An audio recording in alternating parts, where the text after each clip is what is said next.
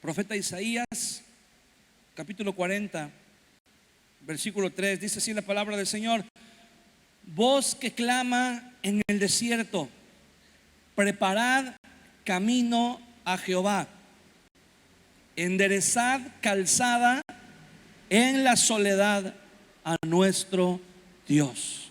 Cierre sus ojos un momento conmigo y vamos a orar. Padre, gracias en esta mañana por la oportunidad, Señor, de venir una vez más a tu casa. Gracias por la vida de cada uno de mis hermanos que estamos aquí reunidos en tu nombre, Señor.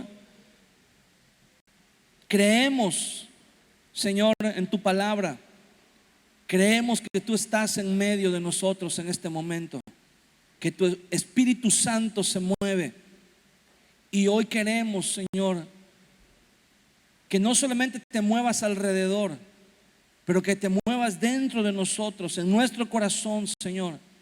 Que obres en nuestra vida sanidad, que obres en nuestra vida, Señor, sabiduría, que obres, Señor mi Dios, de tal manera que no haya ninguna duda de que hemos sido tocados por ti, de que hemos sido llenos de ti, de que hemos sido transformados por el poder de tu Espíritu Santo y por tu palabra, Señor. Te damos gracias en esta hora en el nombre de Jesús. Amén. Amén. El profeta Isaías está haciendo una proclamación en este pasaje. Está haciendo un anuncio, uno de los más importantes relacionados con la venida del Mesías, relacionados con la venida que más tarde, ¿verdad?, sabríamos que es el Señor Jesús. Y este versículo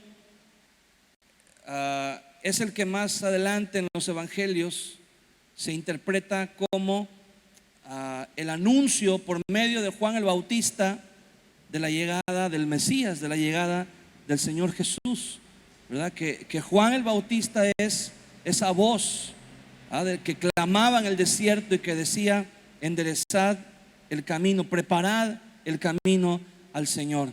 Entonces, el profeta Isaías está hablando acerca de el anuncio mesiánico, pero en la manera como él anuncia, la manera como él declara, como él hace esta proclamación mesiánica, dice ciertamente, ¿verdad?, habla de preparar camino a Jehová, pero dice algo muy interesante: enderezad calzada en la soledad a nuestro Dios. Un sinónimo de la palabra desierto, hablando del desierto, es el término o el adjetivo, tal vez podríamos llamarlo así, la soledad. Y el tiempo que el pueblo de Israel estuvo en el desierto, los 40 años que ellos estuvieron en el desierto, aunque era una multitud, aunque era un grupo muy muy grande de gente, pero se le considera o se le llama, se le nombra que estuvieron en la soledad, que estuvieron en el desierto. El desierto es equivalente en muchos pasajes de la Biblia a soledad. Cuando Dios, en toda la historia del pueblo de Israel, cuando Dios quería tratar con alguien de una manera muy profunda, de una manera muy específica, casi siempre le llevaba al desierto, o en otras palabras, le llevaba a la soledad. Y la soledad, aunque es una condición en la vida del ser humano, que muchas veces puede llegar de repente, o tal vez puede llegar de manera paulatina, ¿verdad? Puede llegar también poco a poco. Lo cierto es que la soledad es una condición que para algunos representa algo agradable, algo incluso muchas veces deseable, algo que se disfruta, pero para otros representa un tormento, para otros representa la soledad, representa la idea del vacío, representa la idea tal vez del aislamiento y representa la idea de algo insoportable, de algo que no puede ser tolerado, ¿verdad? Que no puede ser soportado dependiendo de las circunstancias en las que se encuentre. Pero la Biblia nos habla de la soledad, ¿verdad? Y en general podríamos decirlo, aunque tenemos diferentes personalidades y diferentes pensamientos, diferente temperamento, ¿verdad? Cada uno de nosotros como seres humanos, pero por regla general podríamos decir que a nadie en realidad nos gusta estar solos, ¿verdad? De alguna manera todos buscamos siempre la forma de no estar solos, y eso está bien, ¿verdad? El ser humano fue creado por Dios no solamente con la capacidad, pero con la necesidad de socializar. Socializar no solamente en el sentido de tener amigos o de tener alguien con quien platicar, sino también en el sentido de complementar. Cuando la Biblia declara, cuando el Señor declara en el libro de Génesis, Dios creó al ser humano, pero primero Dios trajo al hombre. Y dice la Biblia que lo puso en el huerto del Edén, le dio una responsabilidad, le dio un trabajo. No sabemos cuánto tiempo él estuvo ahí solo en el huerto del Edén. Bueno, solo refiriéndonos a que era el único ser humano que existía. Y de repente un día Dios hace una declaración y dice: no es bueno que el hombre esté solo, le voy a hacer ayuda idónea.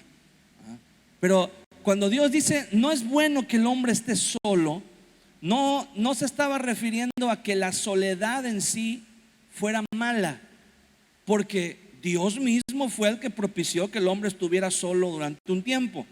Lo que Dios está diciendo en ese pasaje es que el propósito con el cual Él creó al hombre, ¿verdad? Dios nos creó con diferentes propósitos, y el principal propósito es que le conozcamos.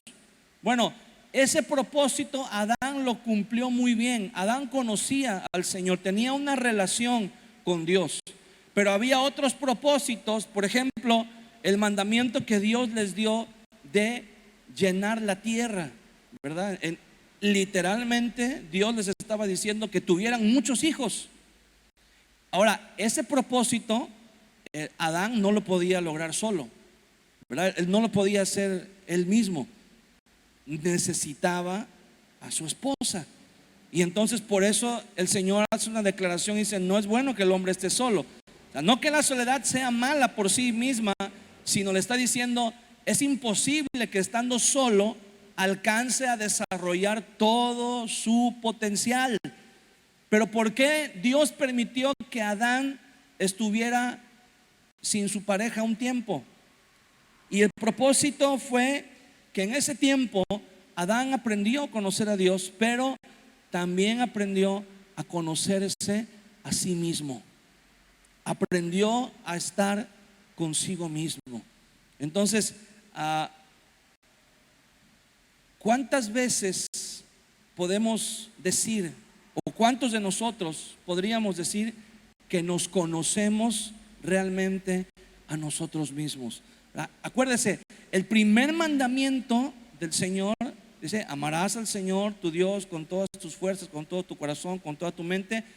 Y el segundo mandamiento dice: amarás a tu prójimo como a ti mismo. Ahí hay dos mandamientos implícitos. Bueno, hay uno implícito. Cuando dice amarás a tu prójimo, está haciendo una declaración, ¿verdad? Ese es el que está explícito. Pero hay uno implícito, hay uno que no está declarado abiertamente, pero ahí está. Dice: amarás a tu prójimo como a ti mismo. ¿Cómo puedo amar a mi prójimo si primero no me amo a mí mismo? Si primero no me conozco a mí mismo. Y no estoy hablando de una egolatría, ¿verdad? No estoy hablando de amarnos a nosotros mismos en el sentido en el que dicta el humanismo, ¿verdad? Que pone al hombre en la cima de toda la creación, que dice que el hombre es lo máximo y que no hay otra cosa como el ser humano, ¿verdad? Nosotros sabemos que por encima de todas las cosas está Dios, pero Dios nos ha creado y Dios nos ha dado cualidades y capacidades, nos ha regalado el Señor dones a nosotros mismos, y tenemos que aprender a descubrir cuáles son esos dones y cuáles son esas características que Dios nos ha dado a nosotros mismos. Y sabe, una de las cosas que son muy importantes para alcanzar este propósito, para alcanzar estas metas, es la oración. Cuando usted ora, dése cuenta de algo. Cuando usted ora, usted está hablando, usted le está hablando a Dios. Pero cuando usted ora en un lugar donde usted se encuentre solo, en un lugar privado, por así decirlo, cuando usted ora, la única persona que está escuchando esa oración, aparte de Dios, claro, Dios le está escuchando, pero la única persona que está escuchando esa oración es usted mismo. ¿Qué sucedería?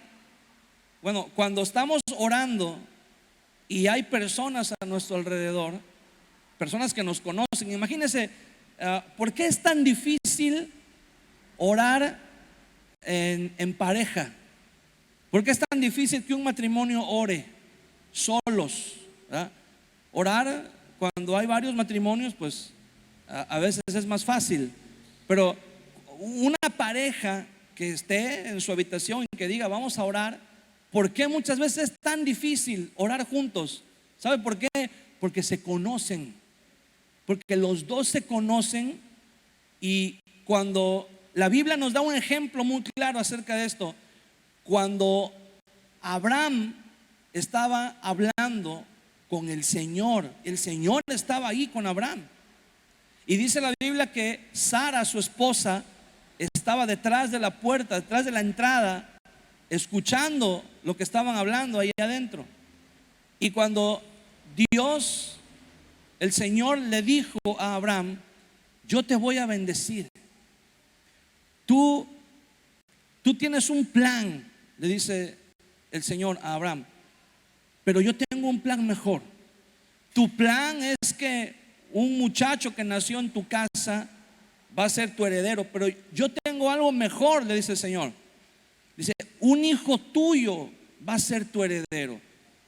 La persona, el que te va a heredar, va a ser un hijo tuyo que va a nacer. Dice: a la vuelta de un año, por estas fechas, le dice el Señor, tu esposa va a tener un hijo. Tú, en otras palabras, le estaba diciendo: tú vas a tener la capacidad nuevamente de engendrar un hijo, de embarazar a tu esposa. Y Abraham dijo: amén, Señor, yo lo creo. ¿Y qué hizo Sara, que estaba en la entrada escuchando? ¿Se acuerda qué hizo Sara? Se rió, se burló de Abraham. ¿Por qué se burló Sara de Abraham? Porque era su esposa, era la persona que más lo conocía, era la persona con la que Abraham tenía intimidad. Y ellos eran ya unos ancianos. Ellos sabían que ya no tenían la capacidad, físicamente hablando, ya no tenían la capacidad de tener hijos. Lo que le dio risa a Sara no es que Dios le haya prometido que le iba a dar un hijo a Abraham, que iba a ser capaz de engendrar un hijo. Lo que le dio risa a Sara fue que Abraham dijo amén. Lo que a Sara le dio risa fue que Abraham dijo: sí, Señor. Y Sara dijo: ay, pues ¿con qué, verdad? Sí.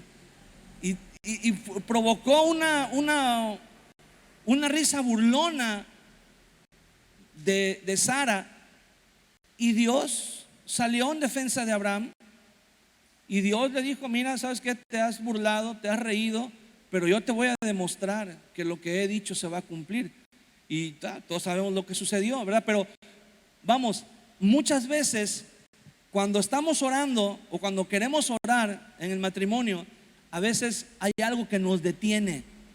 Y eso que te detiene es cuando la pareja va a orar. Imagínese, el esposo va a orar y va a decirle al Señor: Señor, gracias por todas las bendiciones, gracias por mi familia que me has dado, gracias por esta esposa, gracias por las bendiciones, por nuestros hijos. Y la esposa por dentro, ¿qué está pensando? Sí, ahorita sí, muchas gracias, pero mira cómo nos tienes en el abandono, y mira cómo me tratas, y mira esto. Y eso el esposo lo sabe, y sin necesidad de que la esposa se lo diga. Muchas veces, a veces nada más con la mirada, ¿verdad? Hay una mirada así como de cierto reproche. O la esposa tal vez, ¿verdad? Cuando la esposa pretende orar a Dios, y a veces el esposo la conoce, el esposo sabe sus debilidades, el esposo sabe sus carencias, y el esposo sabe, y a veces el esposo dice: ay, ¿qué va a orar esta? ¿Qué va? Ni hablar bien sabe, se le enreda la lengua y no sabe ni qué, se pone toda nerviosa y empieza, y a veces esa intimidad que hay, ese conocimiento que hay, nos inhibe de poder orar. Pero cuando estamos orando solos, además de Dios, la única persona que te está escuchando eres tú. Y cuando tú alzas tu voz y oras y te escuchas a ti mismo, eso, además de ser un buen ejercicio, eso es algo que nos ayuda a conocernos aún más. Porque si tú oras y tú dices: Señor, ayúdame, yo quiero, no sé si te ha pasado, a lo mejor el único loco soy yo, ¿verdad? Pero puede ser que a lo mejor a alguien más le haya pasado, que estás orando y estás diciendo: Señor, ayúdame, yo te quiero servir, yo quiero hacer esto, mira, necesito eso. Y a veces tú estás orando, pero tu mente, tu misma mente, al mismo tiempo te está diciendo lo contrario. Tu misma mente, al mismo tiempo que tú estás orando, te está diciendo: ¿qué te va a oír Dios? Si mira, eres bien pecador. ¿Cómo crees que Dios te va a bendecir? Si mira, acuérdate lo que hiciste, acuérdate lo que dijiste, acuérdate lo que pensaste, acuérdate lo que estabas viendo. Y a veces la mente nos juega. Y entonces en ese momento es cuando aprendemos a conocernos, sabemos quién somos en realidad. Porque podemos aparentar, ¿verdad? Y las personas que están a nuestro alrededor pueden tener una impresión o una imagen acerca de nosotros, pero nosotros sabemos perfectamente bien quiénes somos. Y cuando nosotros oramos estando solos y nos escuchamos a nosotros mismos orando, eso nos ayuda a conocernos. Eso nos ayuda a decir, al principio puede ser, ¿verdad? Que tú puedas decir: ay, pero a veces hasta piensas: ¿y a poco crees que Dios te está escuchando? ¿A poco crees que Dios te va a poner atención a ti? Y empezamos a pensar, nuestra mente empieza a divagar tal vez muchas cosas. Pero si lo hacemos constantemente, si nuestra vida es una vida constante de oración, nos vamos a sorprender poco a poco, nos vamos a ir cada vez profundizando más en un conocimiento de nosotros mismos, y nos vamos a dar cuenta cómo ese pensamiento o esta idea que tenemos de nosotros mismos va a ir cambiando. Va a ir cambiando. ¿Sabe? La soledad, muchas personas reaccionan a la soledad de manera distinta, de manera diferente, en mayor o menor grado, pero a ninguno de nosotros nos gusta estar solos.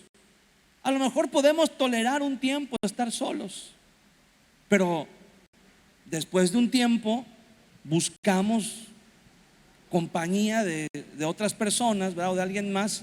Y le voy a decir cuál es la razón por la cual al ser humano no le gusta estar solo. Porque estar solo no significa otra cosa más que estar contigo mismo.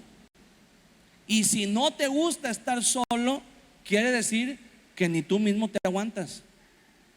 Quiere decir, ¿verdad? Tenemos que analizar qué clase de personas somos que no queremos estar con nosotros mismos. ¿Cómo seremos que ni nosotros mismos nos aguantamos, ¿verdad? Ni nosotros mismos nos toleramos? Entonces, ¿qué sucede?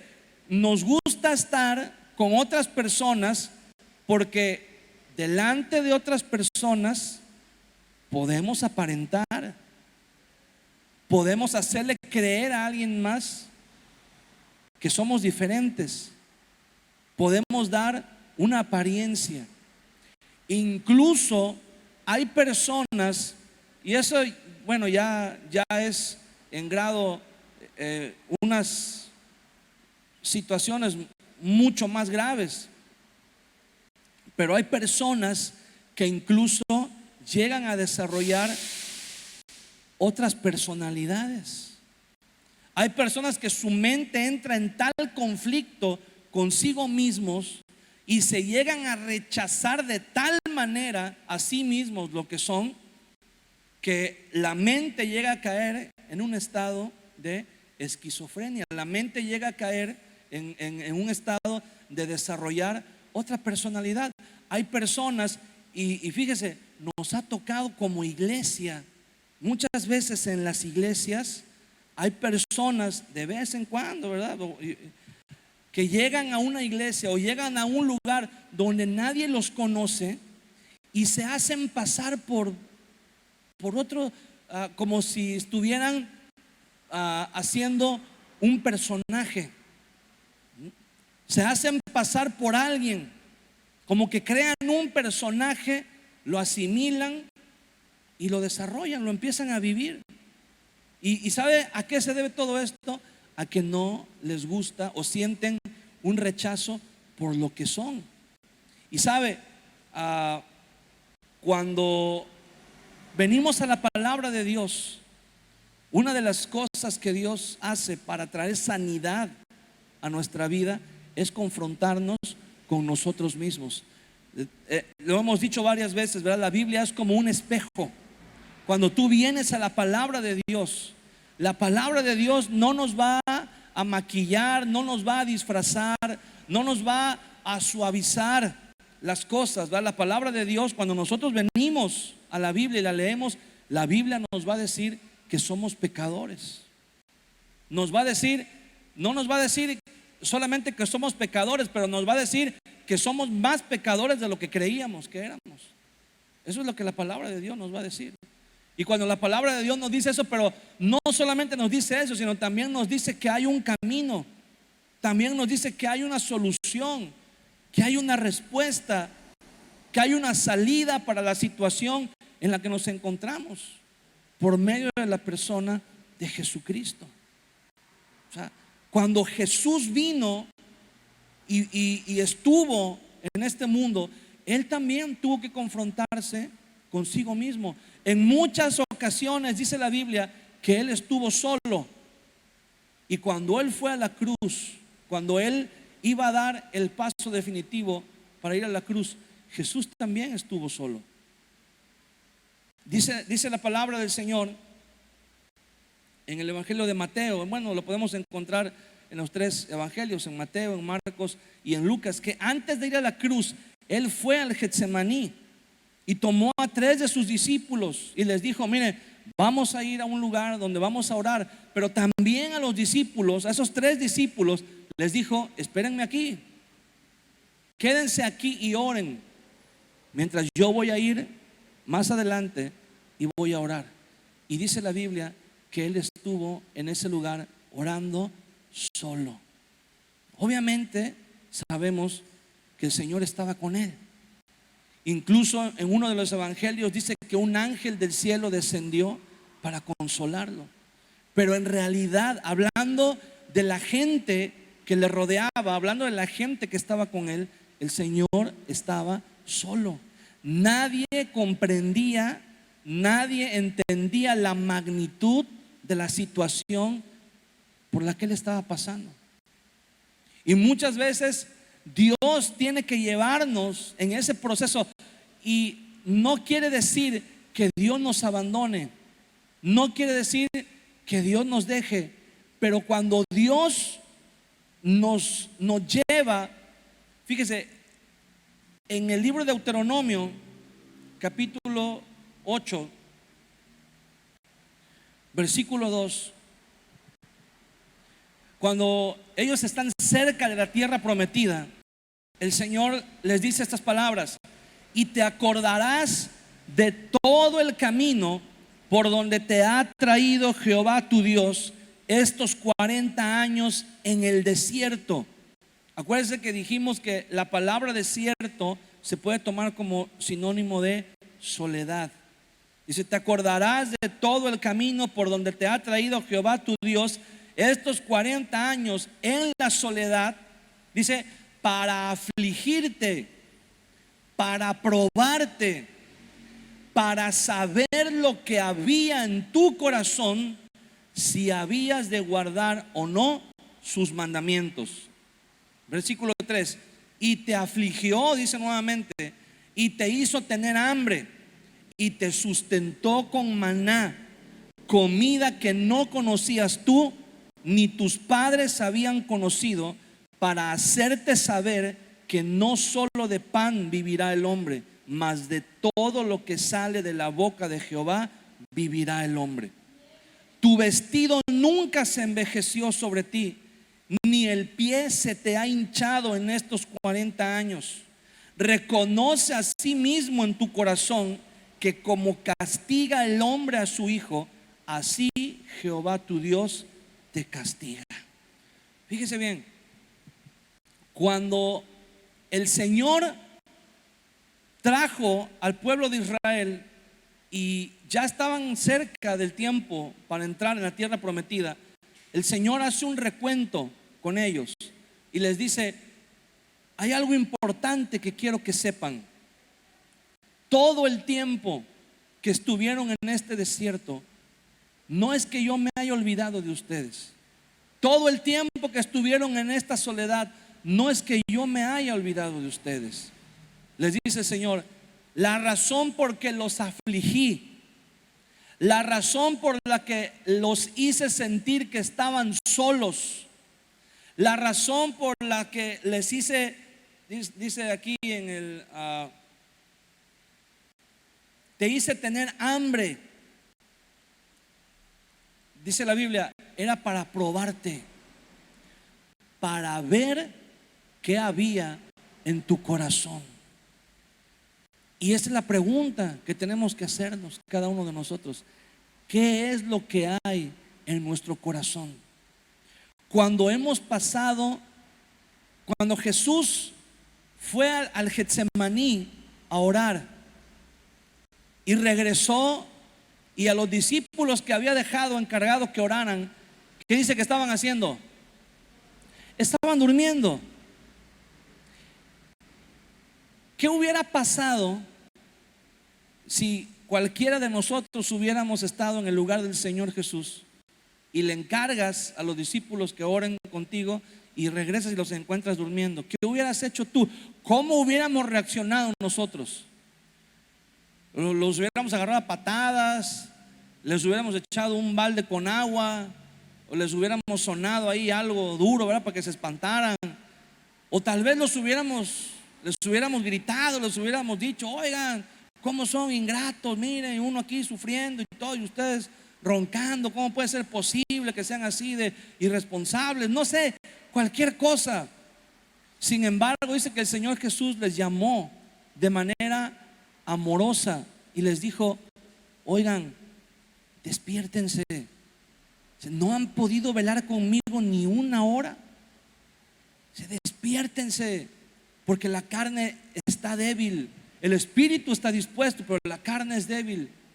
Y les dijo: por favor, oren otra vez. Yo creo que el Señor estaba orando por su aflicción, pero Él también estaba orando por ellos. Él también lo hacía por ellos, para que ellos entraran en ese mismo sentir. Y el Señor dijo: ok, no funcionó la primera vez, pero la segunda vez va a funcionar. Le dice: oren por favor conmigo. Y se retiró a orar. Y cuando regresó la segunda vez, los volvió a encontrar durmiendo.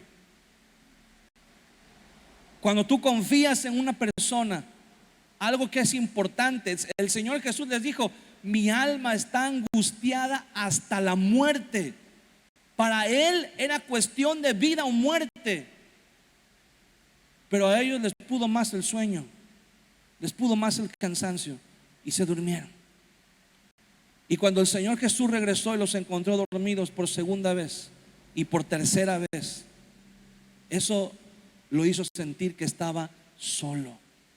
Eso lo hizo sentir que a nadie le importaba, a ninguno de ellos le importaba lo que él estaba sintiendo, lo que él estaba pasando. ¿Cómo hubiéramos reaccionado tú y yo? ¿Qué le hubiéramos dicho a los discípulos? Me dejaron solo. Pero van a ver, el día de Pentecostés el Espíritu Santo va a descender sobre todos, menos sobre ustedes. Y cuando estén pasando por tribulación y cuando estén pasando por necesidad y clamen y oren, no les voy a responder, no los voy a escuchar. ¿Qué hubiéramos hecho nosotros? ¿Cómo hubiéramos reaccionado? ¿Cómo nos hace reaccionar la soledad? ¿Cómo te hace reaccionar o cómo reaccionas cuando sientes, cuando descubres que estás solo? Cuando descubres que la carga que tú estás llevando, tu esposa no es capaz de comprenderla. Cuando tú dices: Dios mío, ¿por qué esta mujer no me comprende? ¿Por qué no entiende que yo vengo cansado del trabajo? ¿Por qué no entiende que yo tengo tantas aflicciones? Tengo tantas cosas en qué pensar, y yo vengo y para ella lo más importante son las uñas, para ella lo más importante es la novela, o para ella lo más importante, y te sientes solo. O la esposa, ¿verdad? Cuando el esposo de repente dice: ya llegó el reparto de utilidades, ya llegó el aguinaldo y la estufa, ¿verdad? Ya nada más es el puro cascarón, ya se está cayendo la estufa, y llega el reparto y dice: por fin. Y el esposo llega con el iPhone 15 y dice: mira, mi amor, cómo nos bendijo el Señor. Y la mujer, cuando pasan esas cosas, la mujer dice: no puede ser posible, toda la carga del hogar la llevo yo, y este hombre no se da cuenta de las necesidades que hay aquí en el hogar. Y la mujer se siente sola también. La mujer se siente como que el marido no es capaz de entender los problemas de los que ella se hace cargo en el hogar. No es capaz de acompañarla en esas aflicciones, en esas necesidades. O cuando los hijos, ¿verdad? Nosotros tal vez como padres, tú esperas que tus hijos te respondan de manera equivalente al esfuerzo que tú haces por darles lo mejor, por darles educación, y de repente llega el día de las calificaciones y te entregan la boleta, ¿verdad? Y parece la boleta del anticristo, 6, 6, 6 por todos lados. Y tú dices: no es posible. Yo voy y trabajo todos los días, me esfuerzo, me levanto temprano, los llevo a la escuela, les doy lo que necesitan y esto. Y dice: ¿y cómo puede ser posible que no me correspondan? Hermano, uno se siente solo en esos momentos. Te sientes solo, sientes que nadie te entiende, sientes que a veces hasta ni el perro te hace caso. De verdad. A veces te dan ganas de salirte de tu casa y decir: mejor me voy a caminar. Pero te vas a caminar, te vas solo y descubres que estás contigo mismo y tampoco tú te soportas. Y entonces dice el Señor: ¿qué hago? ¿Y sabes qué hace mucha gente?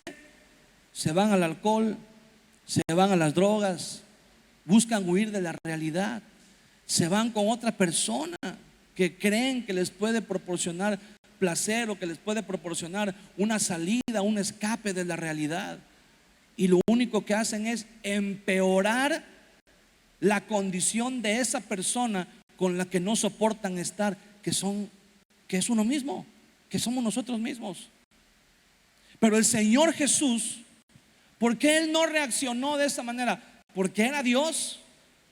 No, Él no reaccionó de esa manera porque era un hombre que estaba acostumbrado a estar en la presencia de Dios.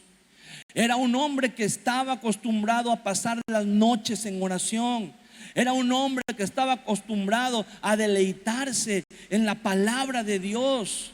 Era un hombre que estaba, hermano, estaba lleno de la presencia y del Espíritu de Dios, de tal manera que cuando él estuvo solo, en realidad no estaba solo. Estaba con una persona agradable. Estaba con una persona con la que daban ganas de estar. ¿A quién no le daba ganas de estar con el Señor?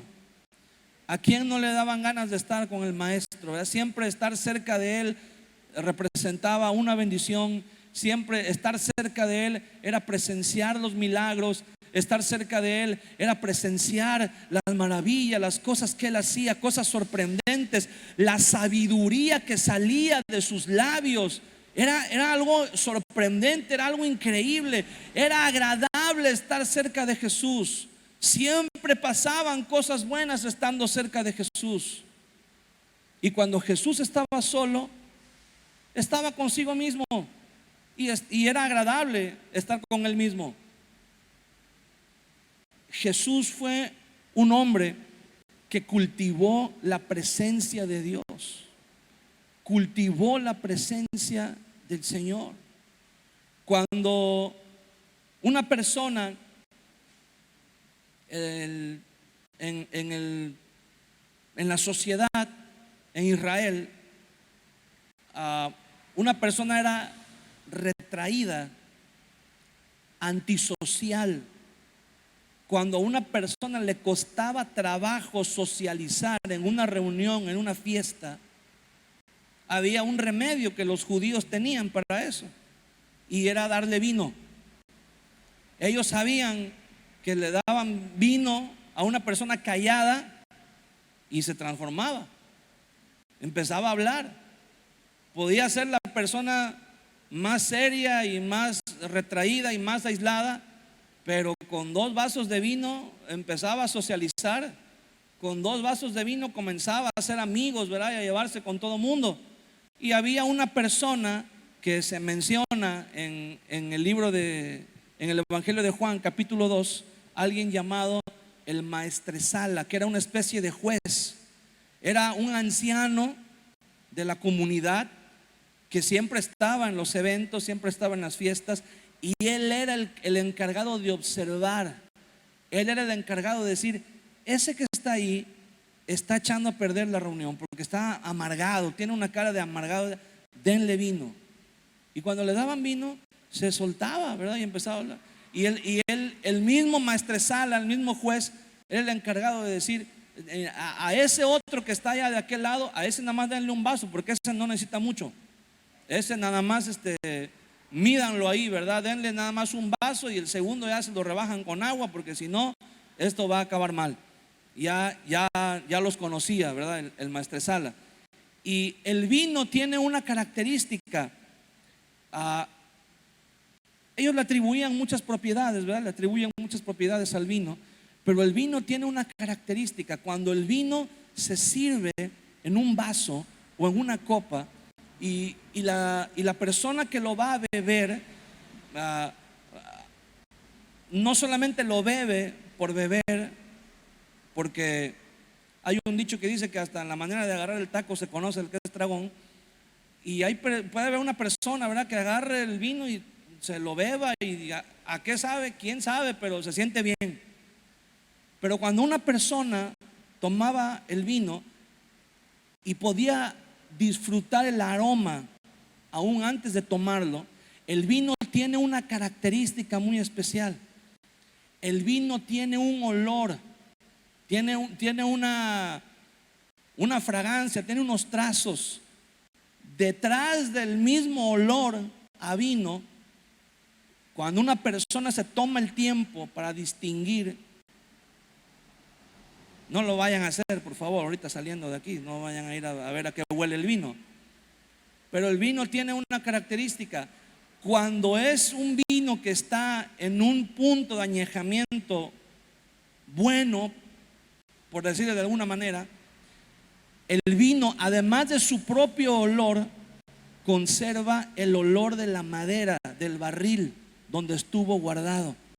Por eso cuando una persona quiere saber si el vino que le están sirviendo es un buen vino, usted puede ver, ¿verdad?, cómo lo mueven, ven el color, ven el tono, pero después lo huelen el aroma. Pero no solamente el aroma del vino, sino huelen detrás de ese aroma. Hay otro aroma que es el aroma de la madera, de la barrica donde estuvo, del barril donde estuvo añejado. Y ahí se pueden dar cuenta la calidad del vino. Porque en la fiesta de las bodas de Caná en Galilea, cuando al final la Biblia dice que Jesús convirtió el agua en vino, y cuando lo llevaron al maestresala y lo probó antes que los demás, dice que mandó llamar al novio y le dijo: todos los que hacen fiesta sirven primero el buen vino, el vino de calidad, porque la gente está, ahora sí que en sus 5 sentidos, y puede distinguir el vino de buena calidad. Dice, pero después, cuando ya todos están a medianoche, sirven el vino de mala calidad, sirven el más barato, pues, el más corriente, y ahí ya nadie se da cuenta de nada. Ahí ya nada más lo beben así por beber y ya nadie nota nada. Dice, pero tú has hecho algo que nadie más ha hecho. Dice, has reservado el buen vino para el final. El mejor vino lo has reservado para el final. Y esa persona, ese hombre, ¿cómo se dio cuenta de que ese era el mejor vino?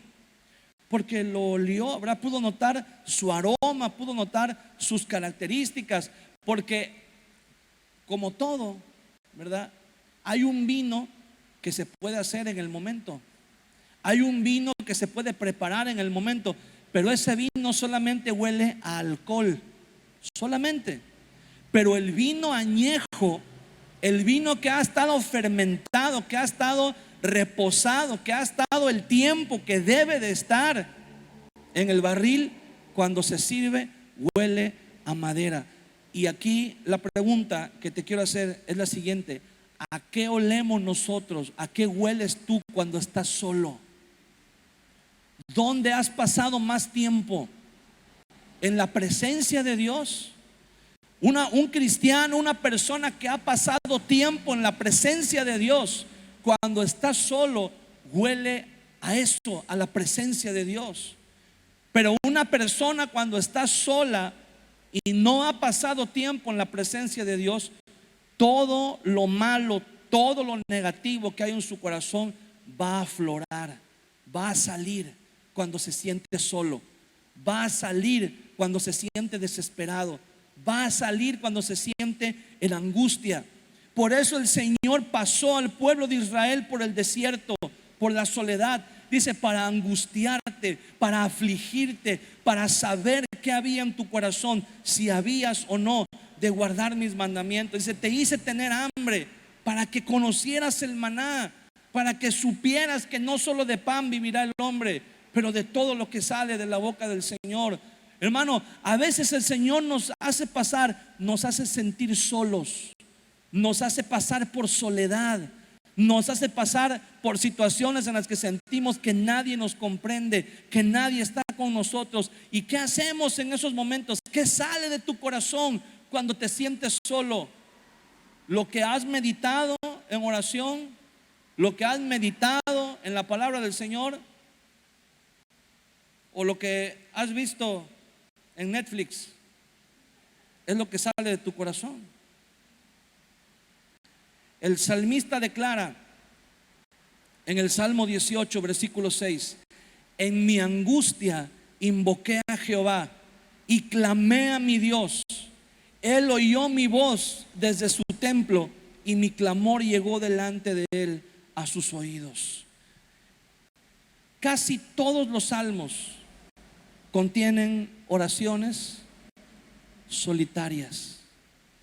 Casi todos los salmos son oraciones imprecatorias, en donde el salmista está llevado a una situación extrema, en donde se siente solo, en donde se siente afligido, en donde siente que todos lo han abandonado. Ahí mismo en el libro de Salmos, en el capítulo 22.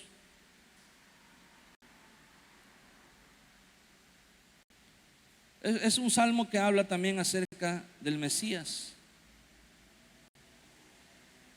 Salmo capítulo 22, versículo 1. Dios mío, ¿por qué me has desamparado? ¿Por qué estás tan lejos de mi salvación y de las palabras de mi clamor? Dios mío, clamo de día y no me respondes, y de noche y no hay para mí reposo. Es la oración de alguien que está en angustia, que está en aflicción, que se siente solo, que se siente abandonado. Dice en el versículo 5: clamaron a ti y fueron librados, confiaron en ti y no fueron avergonzados. Mas yo soy gusano y no hombre, oprobio de los hombres y despreciado del pueblo. Todos los que me ven me escarnecen, estiran la boca, menean la cabeza, diciendo: se encomendó a Jehová, líbrele él, sálvele, puesto que en él se complacía. O sea, cuando una persona se siente sola, cuando alguien se siente solo, hermano, sientes como si fueras lo peor. ¿Por qué nadie está conmigo? Debo de ser una persona terrible para que nadie esté conmigo, para que nadie quiera estar conmigo, para que nadie me apoye, para que nadie me comprenda. Mira lo que decía el salmista: no soy un hombre, soy un gusano. Todos los que me ven me desprecian, todos los que me ven mueven la cabeza, todos los que me ven estiran la boca, ¿verdad? Y dicen: pues hay que Dios lo bendiga, ¿verdad? Si tanto que cree en Dios, hay que Dios lo bendiga. Y él mismo dice: clamo a ti de día y no me oyes, y clamo a ti de noche y tampoco me oyes. Una persona que está llevada a la soledad, al extremo de la angustia en la soledad. Job fue llevado a la soledad. Job perdió todo. Todos se fueron. Su esposa se fue, todos lo abandonaron. Y cuando llegaron sus 3 amigos, es como si hubiera estado solo de todos modos, porque nadie lo comprendía. Todos le empezaron a dar consejos, todos empezaron a suponer que lo que le había pasado era porque estaba en pecado, y lo empezaron a decir: arrepiéntete, mira, haz esto, haz lo otro.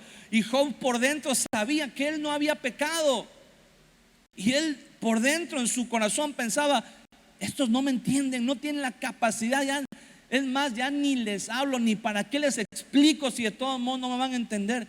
Eso es sentirse solo, eso es sentirse incomprendido, eso es sentir que tú estás llevando tu carga y no hay nadie que sea capaz de ayudarte, no hay nadie que sea capaz de llevarla contigo. Job se sintió solo, Job se sintió desamparado en medio de su ruina.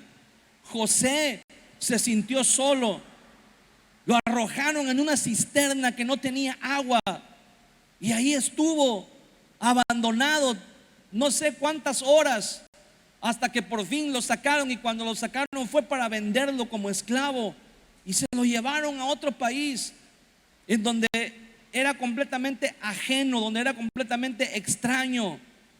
Él se sintió solo, se sintió abandonado, traicionado por las personas en las que él tal vez más confiaba, las personas que él amaba, que eran su familia.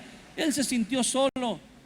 David se sintió solo cuando, después de salvar a toda la nación de Israel matando al gigante, y creyó que todos lo iban a amar y que todos lo iban a reconocer, creyó que el rey lo iba a amar, ¿verdad? Y el rey quiso matarlo y tuvo que huir, tuvo que irse al desierto, tuvo que andar huyendo en las cuevas, y se sintió solo y dijo esas palabras: en mi angustia clamé a Dios. Y David decía: Señor, mis enemigos me han rodeado, son muchos los que se levantan contra mí. ¿Qué voy a hacer? Alzaré mis ojos a los montes, ¿de dónde vendrá mi socorro? Y comenzaba a decir esas palabras. Casi todos los salmos están escritos de esa manera. Todos los hombres de Dios en la Biblia se sintieron solos. Elías se sintió solo. cuando el Señor le dice: Elías, ¿qué haces aquí? ¿Se acuerda cuando estaba en el desierto? Y Elías le dice: Señor, han matado a todos tus profetas, nada más he quedado yo, y ahora me están buscando también para matarme. Él se sentía solo, él se sentía incomprendido, y el Señor tuvo que confrontarlo. ¿A cuántas veces nosotros nos hemos sentido solos? Nos hemos sentido incomprendidos. ¿Y cómo reaccionamos? ¿Sabes? La mayoría de las personas huyen de la soledad. No soportan estar solos. Pero la razón de que no soportamos estar solos es porque no soportamos estar con nosotros mismos. ¿Por qué? Habría que preguntarnos por qué. ¿En dónde hemos estado más tiempo? ¿En la presencia de Dios o en el mundo?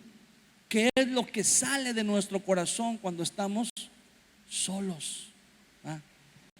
Pablo también supo lo que era sentirse solo. En el libro 2 de Timoteo,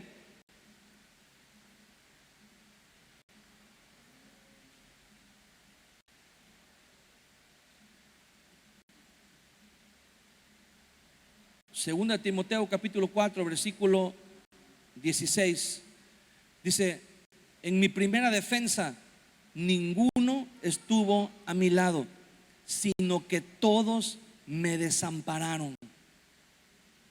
Y termina diciendo: no les sea tomado en cuenta. ¿Con qué palabras hubieras cerrado tú esta frase, este versículo?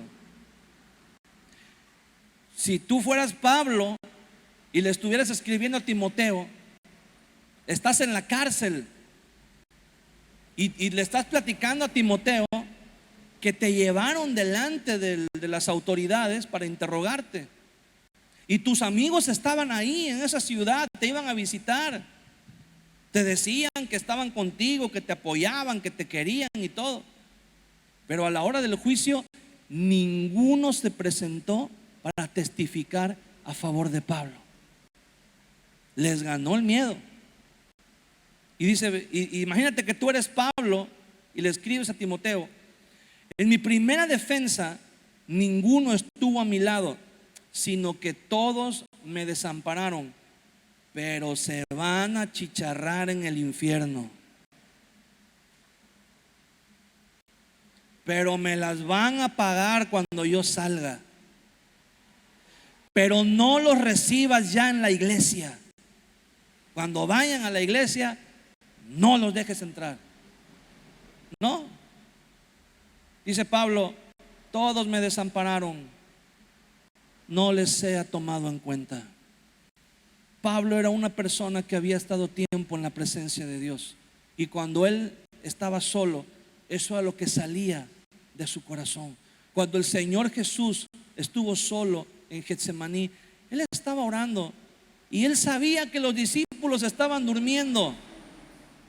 Probablemente no necesitaba ser Dios para saber que los discípulos estaban durmiendo. Probablemente los ronquidos se oían hasta donde el Señor estaba orando, pero eso no impidió que él intercediera por ellos, que él dijera: Señor, te pido no solamente por esto, sino por los que van a creer en mí por la palabra de ellos, que sean uno, para que el mundo crea que tú me enviaste.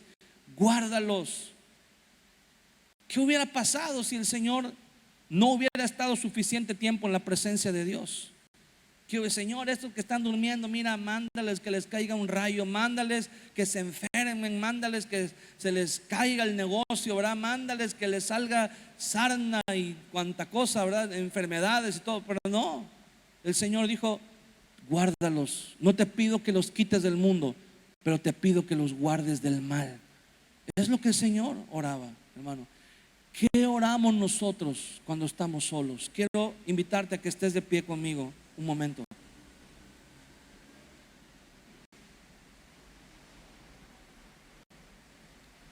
¿Qué oramos tú y yo cuando estamos solos? ¿Qué sale de nuestro corazón? ¿Qué sale de tu corazón cuando estás solo?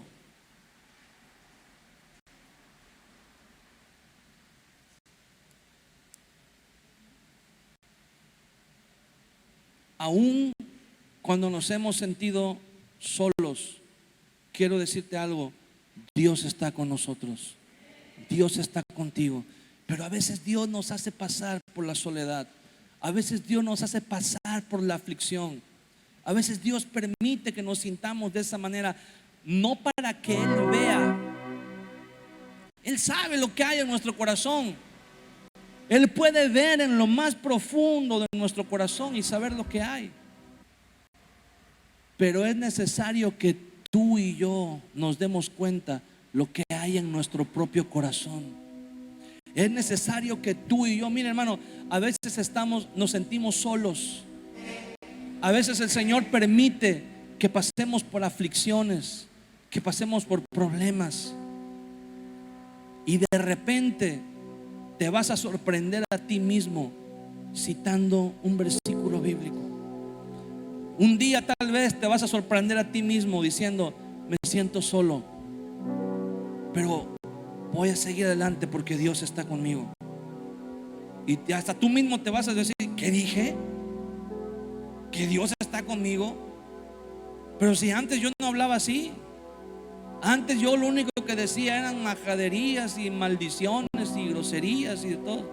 Y de repente tú mismo te vas a sorprender y tú vas a decir: ¿qué? ¿Pero qué acabo de decir?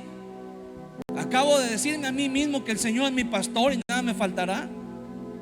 Acabo de decirme, mira lo que dice Deuteronomio capítulo 31 versículo 6: esforzaos y cobrad ánimo, no temáis ni tengáis miedo de ellos, porque Jehová tu Dios es el que va contigo, no te dejará ni te desamparará.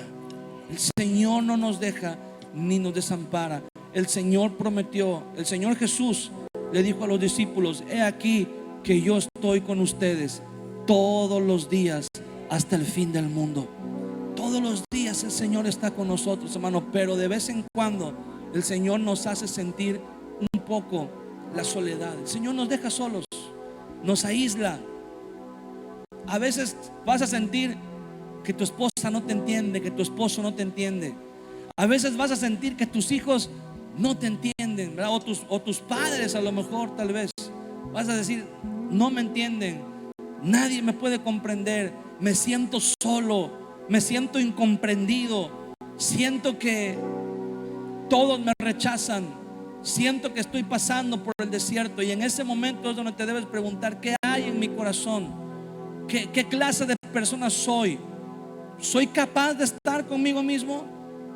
¿Puedo estar conmigo mismo un momento a solas? ¿Puedo orar yo delante de Dios? ¿Puedo escuchar yo mi propia oración y decir amén? ¿Puedo creer lo que la palabra de Dios dice acerca de mí? ¿Puedo creer lo que Dios dice en su palabra? Las promesas que están ahí, ¿puedo creer que son para mí también? ¿O nada más son para otros? ¿O nada más es para que otros las lean, otros las tengan? O también puedo decir: Señor, esas promesas son para mí, esas palabras son para mí. ¿Te has sentido solo? ¿Has sentido a veces que ni Dios mismo te escucha? ¿Has sentido, como dice mucha gente, verdad, que la oración no llega ni al techo? A veces nos sentimos así. Pero quiero decirte algo: a veces esa soledad no es otra cosa. Podemos pensar muchas cosas. Podemos pensar que es un castigo, que es consecuencia de nuestros actos. Podemos pensar muchas cosas. Pero quiero decirte algo: a veces esa soledad viene de parte de Dios. A veces Dios quiere probarte, Dios quiere enseñarte. Dice la Biblia: te hizo padecer hambre. Y ojo, no está hablando solamente de hambre de comida, de meterte algo en el estómago. Dice: te hizo pasar hambre, pero te sustentó con maná, para que tú sepas, dice la palabra, que no solo de pan vivirá el hombre. Hermano, muchas veces Dios nos va a hacer pasar por soledad para que en medio de esa soledad aprendamos a alimentarnos de la palabra de Dios, para que en esa soledad aprendamos a buscar a Dios, aprendamos a fortalecernos en Dios. ¿Qué sucede contigo cuando te sientes solo? ¿Cómo reaccionas? ¿Qué sale de tu corazón cuando te sientes solo? Si tú te has dado cuenta que cuando te sientes solo de tu corazón salen muchas cosas que no le agradan a Dios, es tiempo de que pasemos más tiempo en la presencia de Dios, de que le digamos: Señor, lléname de ti. Yo quiero que tu presencia, que tu espíritu se impregne en mí de tal manera que aun cuando yo esté solo, cosas tuyas salgan de mi corazón, cosas buenas salgan de mi corazón.